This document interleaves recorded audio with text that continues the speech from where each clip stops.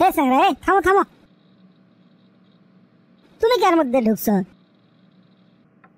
কেরানি সাহেব, পরবর্তী ক্যান্ডিডেটের নাম বারেক মিয়া, তাড়াতাড়ি পাঠা দেন। এটি এখন ভাইবা চলিচ্ছে, ভিক্ষে টিক্ষে দেওয়া যাবার লাই, তুমি অন্য জায়গায় যাও। কাক আমি কি করছি, মূর্খ সূর্খ মানুষ তুমি, তুমি আর ভাইবার কি বুঝবা? ভাই ভাই, আমি তো ভিক্ষে লিবে আসিনি, আমি ভাই ভাই দিবে রাখছি। কি তুমি ভাইবা দিবে রাখছ? হাসালে হাওয়া, পাগলে কিনা বলে, ছাগলে কিনা খায়। ভালোই ভালোই করছি, এর থেকে যাও তো। এটি ভাইবা চলিচ্ছে, নিচে এটি ডিস্টার্ব করো না, যাও। না ভাই, আমি ভিক্ষুক লই, পাগলও লই, আমি ভাইবা দেওয়ার জন্যই যাচ্ছি।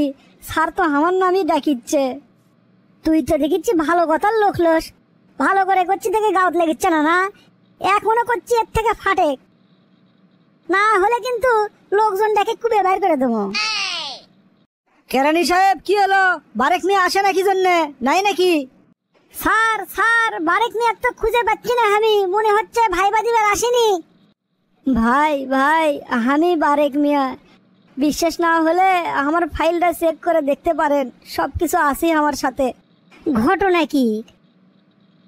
কাগজপত্র তো ঠিকই আছে। এ ভাই, বুঝলাম তুমি বারেক মিয়া, তা তোমার পোশাক আশাকের এই অবস্থাকে, দাড়িটাও সেভ করনি।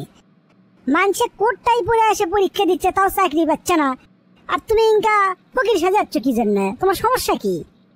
তুমি কি এটি মস্করা করে বেড়াচ্ছ? কেরানি সাহেব, কি হলো? বারেক মিয়া আসে নাকি জন্যে?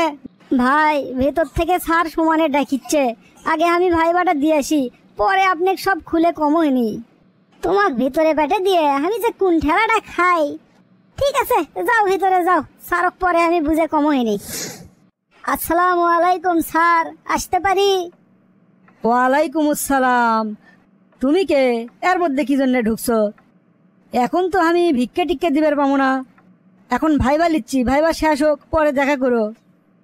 স্যার স্যার, আমি ভিক্ষে লিবার আসিনি, ভাইবা দেওয়ার জন্যই যাচ্ছি।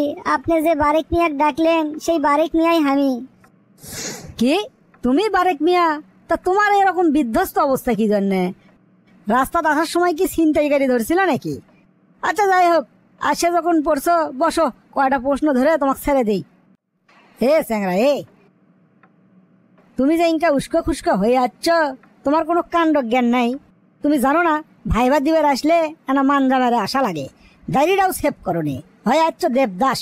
তোমাকে যে এর মধ্যে ঢুক পেট দিছে, এটাই তো তোমার 14 গোষ্ঠীর সৌভাগ্য। স্যার, 10 বছর আগে একটা অ্যাক্সিডেন্টে আমার বাপ মাও দুইজনই মারা গেছে। তারপর আমি একটা এতিমখানাত মানুষ হছি। দূর সম্পর্কের একজন রিক্সাওয়ালা চাচা প্রতি মাসে আমাকে সামান্য কিছু টাকা দিচ্ছিল, ওটা দিয়েই আমি এতদূর পর্যন্ত আসছি স্যার। সেই চাচাও কয়েকদিন আগে মারা গেল। আমি গরিব আর এতিম দেখে আমার সাথে তেমন কেউ বন্ধুত্বই করবে চায় না। যে দুই একজন না আসলো, তাগর থেকে শার্ট প্যান্ট আসলাম ভাইবা দিবের আসার জন্য, কিন্তু স্যার কেউ দিল না। আর দাড়ি শেভ করার কথা করছেন স্যার, দাড়ি শেভ করতে যে ব্লেড কেনা লাগবে, সেই টাকাটাও আমার কাছে নাই। ওহো, সরি ভাই, সরি সরি, আমি আসলে বুঝবার পাইনি। তা তোমার মুখ ইনকা শুকনো লাগিচ্ছে কে? মনে হচ্ছে কিছু খাওনি। ও যে পিছনের টেবিলে কিছু খাবার আছে, কিছু যদি মনে না করো এনা খায় লাও, তারপরে তোমার ভাইবাটা লিখছি।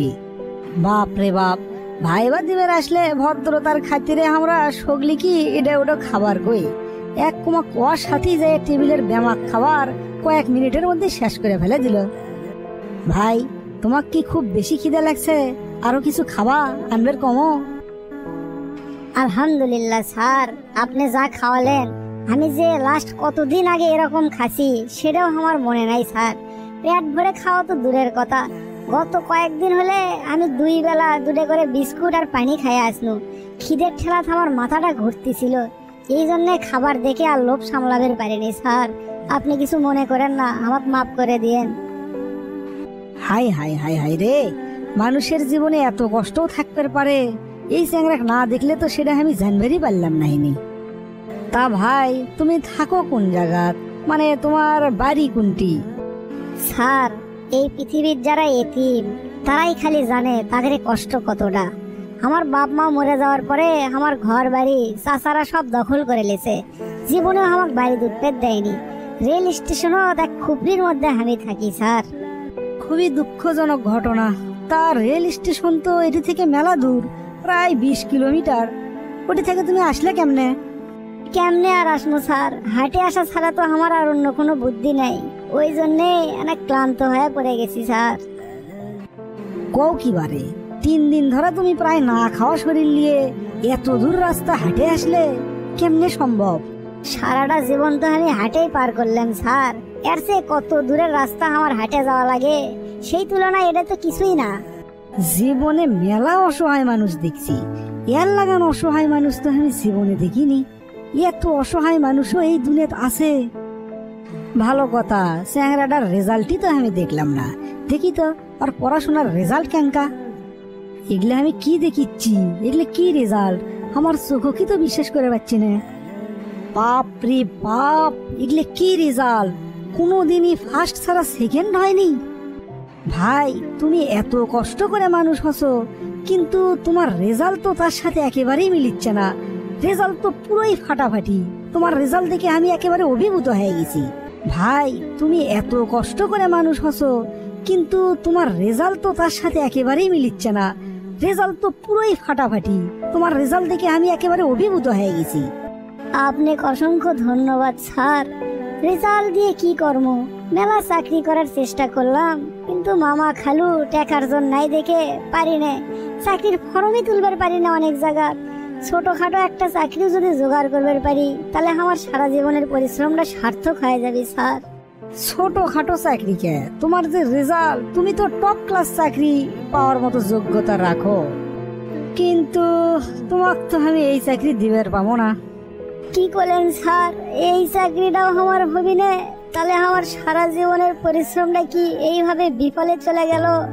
অনেক আশা করে আপনার গল্প শুনে এটি আসছিলেন স্যার। স্যার, আপনি দয়া করেন আমার উপর। ভাই শোনো, তুমি যে চাকরির ভাইবাটা দিচ্ছ, এর বেতন মাত্র 15,000 টাকা। এই চাকরিতে তুমি কি করবা? এই চাকরি তোমার করার দরকার নাই, তুমি আরো অনেক বড় চাকরি পাবা।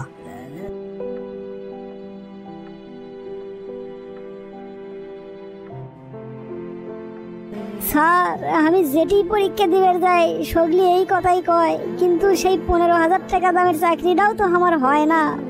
আচ্ছা সেটা যাই হোক, তোমাকে আমি এই চাকরি দিবার পাবো না। তবে তোমার জন্য আর একটা সুযোগ আছে। তুমি যদি রাজি থাকো তাহলে তোমাকে আমি সেটা করতে পারি।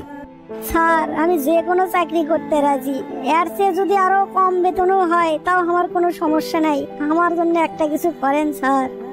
তোমাকে আমি মনে মনে ইসামতি কোম্পানির জেনারেল ম্যানেজার হিসেবে ঠিক করে ফেলাছি। বেতন পাবা শুরুতে 50,000 টাকা। তুমি কি চাকরিটা করবে? তোমার যদি কোনো আপত্তি না থাকে তাহলে কালকে থেকেই জয়েন করবে পারো। স্যার, এটা আপনি কি করলেন? 15,000 টাকা দামের চাকরি আমাকে দিচ্ছেন না, আমার 50,000 টাকা বেতনের চাকরি দিতে চাচ্ছেন? আমি কি স্বপ্নে দেখিচ্ছি? আমার তো কিছুই বিশ্বাস হচ্ছে না স্যার। তোমার তো আমি আগেই কছি 15,000 টাকা দামের চাকরি তুমি করবা কি জন্যে? তুমি করবা আরো বড় বড় চাকরি। 50,000 টাকা বেতন, এটা তো তোমার কেবল শুরু। এটা যে কোনটি যাবি তুমি নিজেও চিন্তা করবে পারবা না। আমি তোমার উপর একেবারেই মুগ্ধ। মনে মনে তোমার লাগানো একটা খাঁটি সোনাকি আমি খুঁজতেছিলাম, সেটা আমি পেয়ে গেছি। তোমার যদি আপত্তি না থাকে তুমি কালকেই জয়েন করে ফেলে দাও।